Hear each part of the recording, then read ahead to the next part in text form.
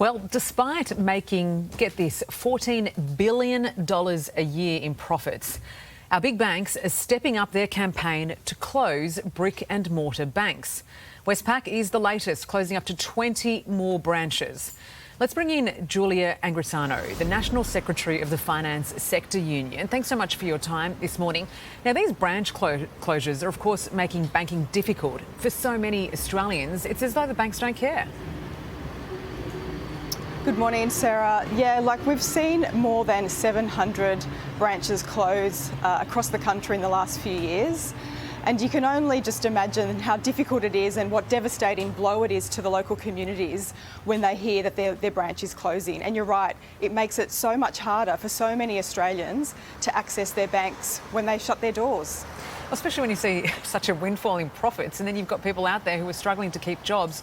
And of course, closures mean that they'll lose their jobs as well.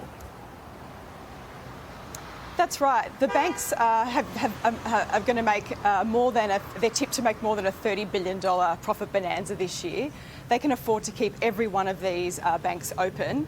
That would mean services to the local community and, as you say, good quality jobs for those people that work in the branch network.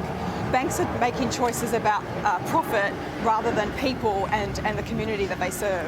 We have seen, I guess, the communities banding together to try and stop these banks from closing out there. But ultimately, you know, the banks do have the final say, sadly, when it comes to these closures. What are they telling their customers about how they can bank in the future? Is it just all about going online? Yeah, banks tend to blame the customers actually for why they need to close their branches. They say customers have changed the way in which they want to interact with their bank. And whilst it's true that banking has evolved, it's only part of the story. What banks don't say is actually that they have targets on their staff. So staff and bank workers on the front line, they're managed to metrics that are really focused on migrating customers to digital and online banking. So essentially, a bank worker, they are required, as you approach the counter, to try and intercept you sometimes and move you away from the counter to take you to a digital kiosk or the digital ATM out the front. Or indeed, every account, every transaction is also an online transaction, an account that's opened online. So you can see here that the banks have actually had a system designed for many years now, get the customers to move to digital, and then we get to close the branches. It is interesting. I know when I was last in the bank, that's exactly what they did. You go and you speak to a human, and then they direct you to their online portal anyway, and they tell you can do it at home. So it's a bit bizarre. But is this a situation that's only affecting the regions, or is it the cities as well? We're seeing branch closures right across the country, in the regions and in our metro areas.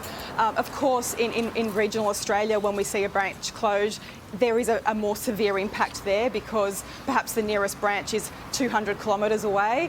We don't have great digital infrastructure. Access to the internet isn't always as good in the country as it is in the city. But I'd say this, that we're at a crisis proportion right across the country. Australians deserve access to banking services in the way that they would prefer. And if that means walking into your local branch, then we believe all Australians should have access to that.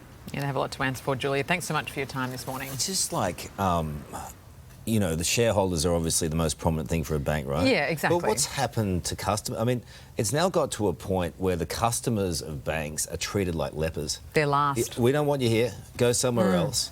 The bonuses are paid to all the banking executives. Well, and what is a customer? What's an elderly person supposed to do who relies on this anywhere around the country? Yeah. Who likes that personal touch? Oh, absolutely. It makes a difference to so many people's lives, and they're just being ignored. And Ray Hadley pointed out on 2GB yesterday the number of ATMs have also halved.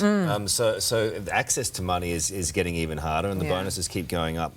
It's just a disgrace how they're treating Australians. Anyway, we have a busy half hour coming up just ahead. Hey there, Today fans. Sarah and...